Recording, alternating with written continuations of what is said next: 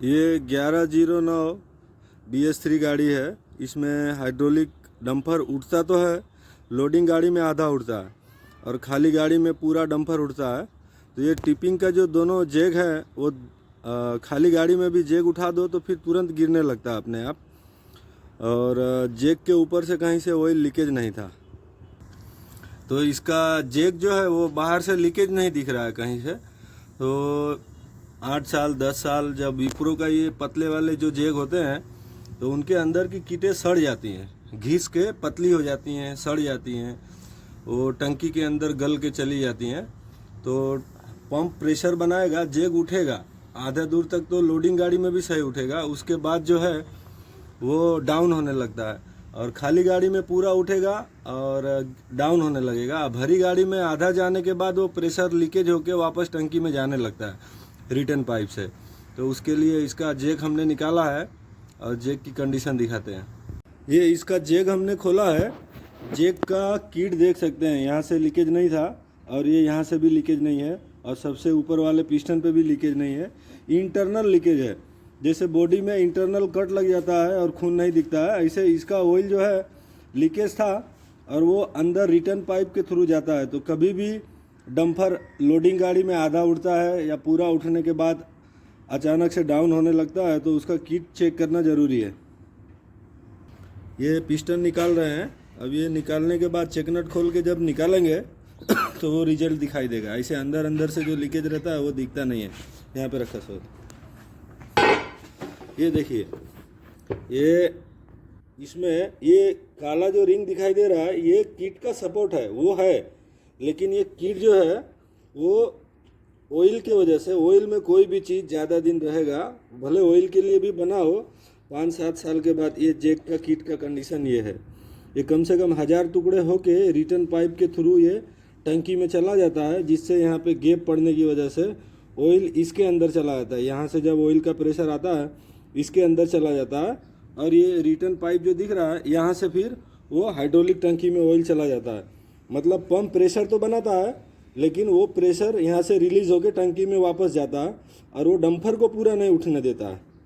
तो कभी भी ऐसा कंप्लेन हो तो किट अगर पूछने का कस्टमर से पूछ के, अगर 5-7 साल हो गया होगा तो ये छोटे जेग में ये किट सड़ने का बहुत कंप्लेन रहता है, तो उसको ठीक कर लेना चाहिए। इसका अब हम किट डाल के फिटिंग करेंगे।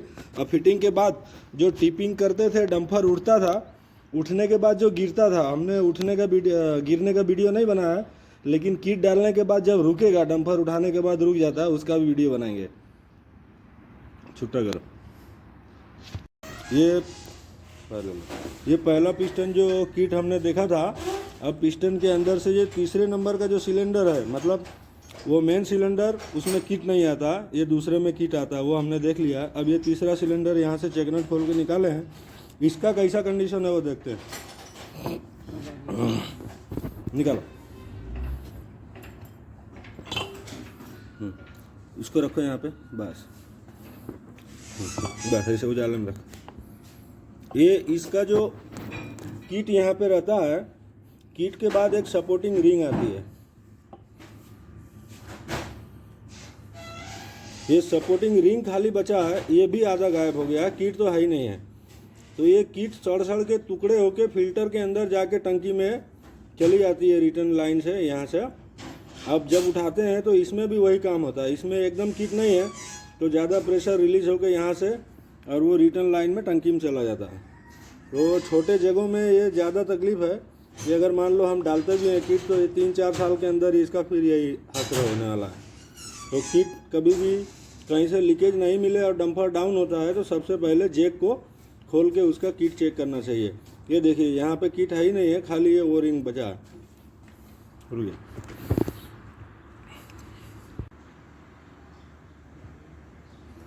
खोला। ये अब दूसरा वाला जेग हम लोग छुट्टा कर रहे हैं। अब इसका पहला चेक नट खोलेंगे तो दोनों सिलेंडर साथ में बाहर निकलता है। ये चेक नट का रिंग है, लेकिन ये जो मेन ऑयल सील आता है, मतलब मेन किट जो है, इसका भी गल चुका होगा। ये देखिए, ये दिखाई दे रहा है, इसका भी गल गया है। तो उसी तरह ये दोनों जेक के सभी पिस्टन के मेन किट चेंज कर लेंगे, जिससे ऑयल प्रेशर जो पंप बनाता था वो ड्रॉप हो जाता था, वो ड्रॉप नहीं होगा और पूरी पूरी ताकत जो है ऑयल डंपर को या मतलब बॉडी को उठाने में लगेगा। ये दूसरे जेक का ये तीसरे नंबर का सबसे छोटा सिलेंडर मतलब दूसरा चेकनट खोल रहे हैं, उसका भी किट देखेंगे।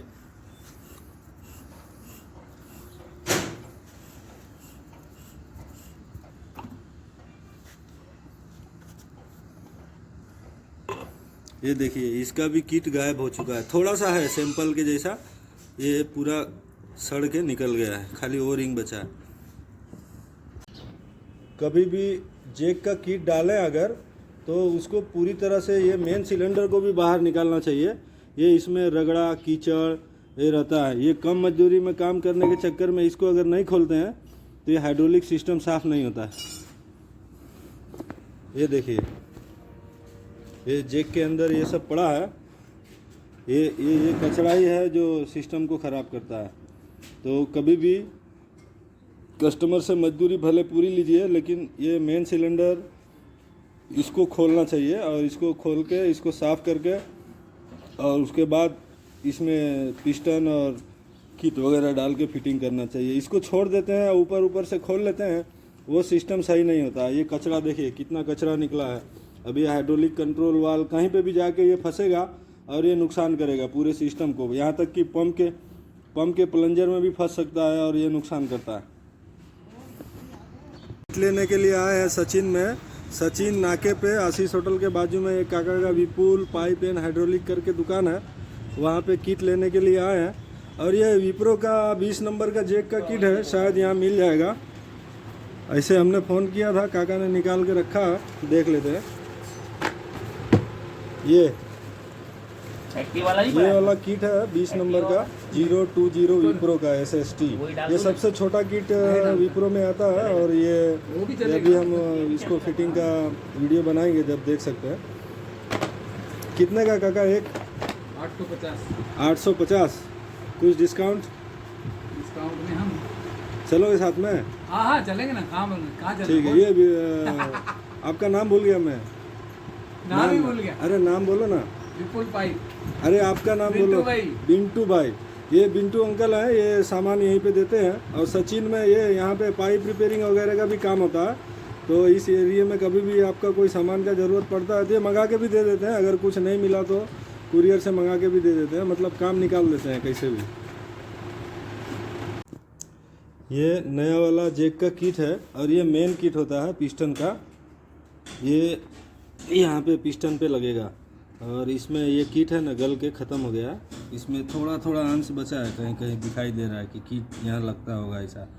तो इसको जब डाल लेंगे तो पंप जो भी प्रेशर बनाएगा वो प्रेशर टिपिंग के लिए काम आएगा, मतलब बॉडी उठाने में काम आएगा। वो बैक लीक नहीं होगा, सिस्टम से बैक लीक होकर टंकी में पंप का ऑयल प्रेशर रिलीज़ हो जाता है, जिससे वो डंपर उठाने में बहुत ज़्यादा रेस करना पड़ता है और अपने आप जेक गिरने लगता है, मतलब बॉडी अपने आप डाउन होने लगती है उठा के, खाली गाड़ी में भी। और लोडिंग में क्या होता है कि एक सिलेंडर सही काम करेगा, उसके बाद दूसरे सिलेंडर पे दोनों में से जब लीकेज चालू हो जाएगा तो डंपर उठना लोडिंग में बंद हो जाता है। ये किट डालने का प्रोसेस चालू कर रहे हैं।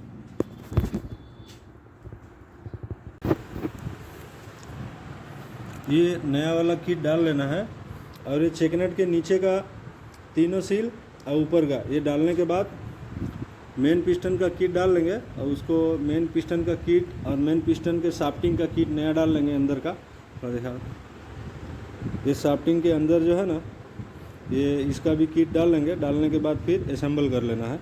लगाओ।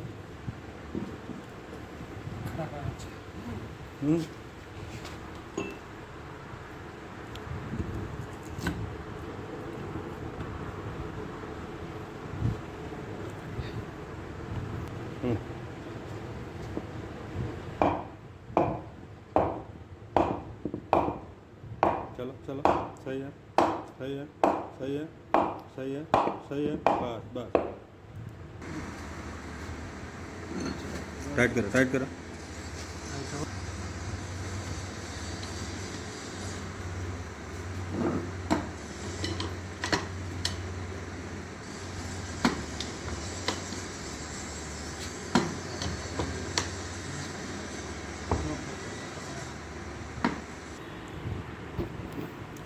ये पिस्टन का किट डाल के एक सिलेंडर जो है इसमें फिट हो चुका है, ये वाला नीचे वाला सिलेंडर इसमें फिट होके छोटा कर दिए हैं।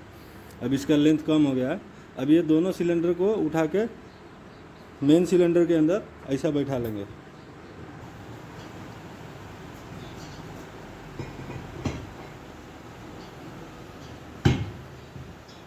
अब ये ऐसा बैठा लेंगे, हिला के या ठोक के हल्का सा, तो बैठ जाएगा। और फिर चेक नट जो है, रुक गया, ये चेक नट को यहाँ पे टाइट कर देंगे। और ऊपर वाला हमने पहले ही घुसा लिया है और यहाँ पे चेक नट टाइट हो गया है। ठोको, ऊपर से ठोको थोड़ा, बस, चलो चलो चलो चलो, बस अड़क। ये तीनों सिलेंडर को आपस में फिटिंग कर लेना है। जब ये चेक नट टाइट करेंगे तो ये जैक फिटिंग के लिए रेडी हो गया। ये जैक गाड़ी में फिटिंग हो रहा है। और फिटिंग होने के बाद इसको स्टार्ट करके इसका ट्रायल लेंगे। ये लेफ्ट साइड का फिटिंग हो चुका है। एक तरफ का इसका राइट का एक पिन भी टूटा था, वो पिन भी हम बदली कर दिए हैं।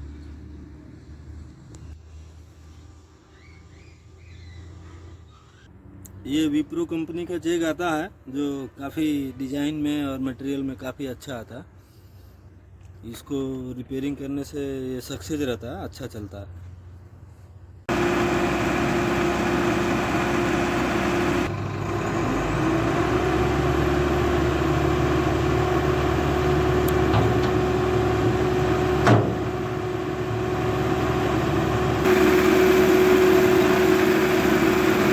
सोहेल हट जा।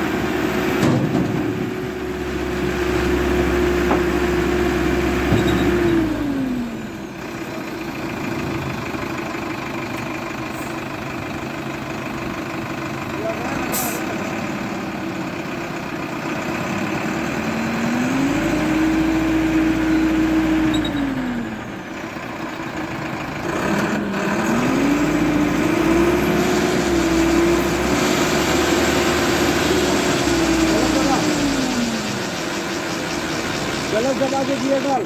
हाँ, अब छोड़ क्लच, गियर पड़े नहीं, रेस करना।